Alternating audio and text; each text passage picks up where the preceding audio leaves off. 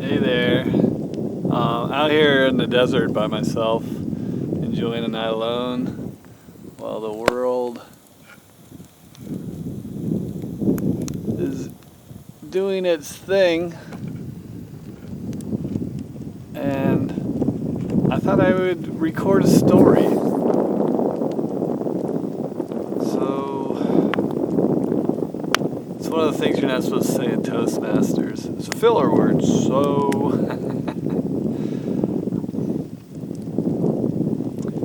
About, oh my goodness, over 20 years ago, I'll say it that way, I came out to the desert to on a quest. I was looking for answers, trying to understand what was happening to me, and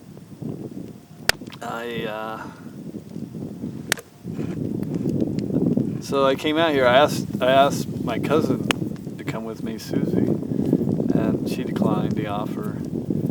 And I just wanted to go for a walk on the north side.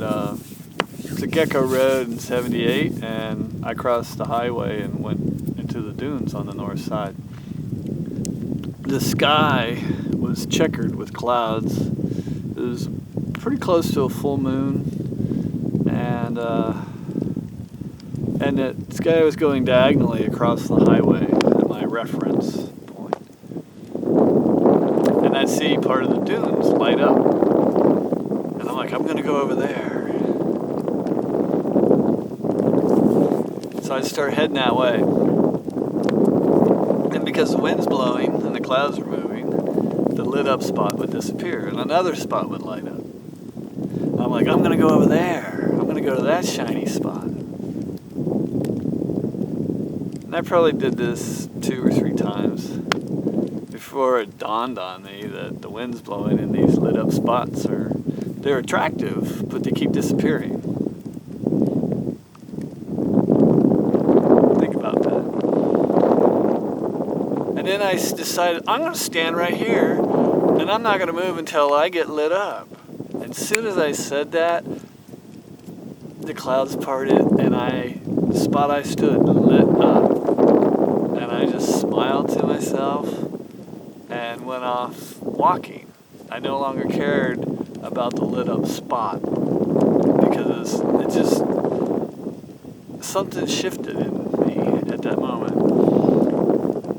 And it was really cool. And part of my goal was when I was a child with my dad, physical dad, there's a big bowl. It's a sand dune bowl. You go around in circles. One side's really steep, one side's really long. And the sand's really soft. Back in those days, back in the, 1970 or so, early 70s, it was really tough. And what happened with my dad, every time he went sideways trying to work his way out of the bowl, all the gas would shift to one side of the gas tank. He'd run out of gas and have to go back. He'd coast back down to the bottom. He couldn't get out. He didn't have enough gas in the gas tank. It was a fun memory. So I was thinking I'd go out there and meditate, kind of do my quest thing, head that direction, see if I could find it for one, because we're not allowed to off-road over there anymore. So I'm walking on the ridges, and the wind's blowing. It's in my ears, constant. And there's one thing out here that can get under my skin, and that's the wind. When the wind's blowing, it's almost like a torture. It just won't. Sometimes it can be relentless. So like I am right now, I finally, after walking for some time, on the ridges are tops of sand dunes. One side's a slip face and one side's kind of flat. So I'm walking along those, and I get to a high peak where I got a good 360 view of pretty much darkness, but I can see shadows here and there, and it felt good, like a good spot. The wind's blowing in my ears, and I go into meditation. I'm doing some breath work, and that helps me get deeper into meditation really fast. The breath work does. And so this year's early 2000s or so, somewhere, I think it's 2003. And so I've been doing breath work for some time.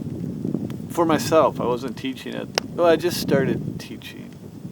Anyways, I I taught off and on. I called it meditation back then because many people didn't know what breathwork was. And anyways, so I'm sitting there in the meditation, and I'm deep inside. Have you ever been startled when you're in meditation? You gotta come back and go, whoa.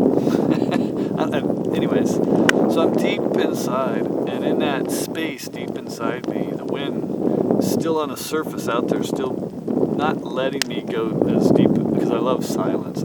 Out here it can be so quiet. And and I'm deep in that state, as deep as I can get with the wind roaring in my ears. And inside I scream, not vocally, just inside, my emotions, my charge, my intention. I wish the wind would just stop.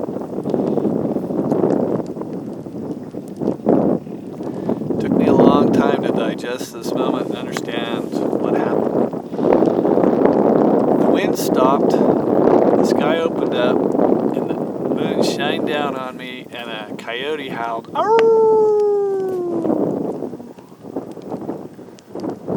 all in an instant. Perfect stillness.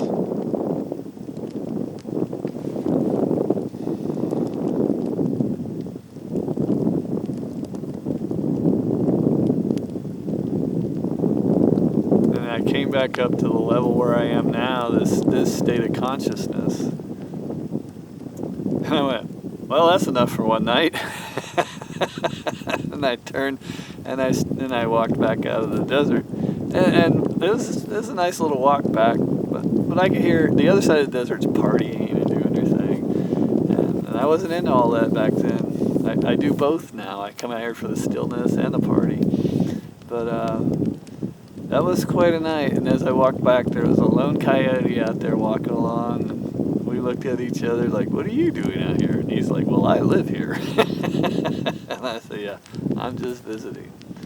Yeah, it's one of my stories that I don't share too often. So about creating our own reality and understanding how powerful we really are when we look at the potential of being human.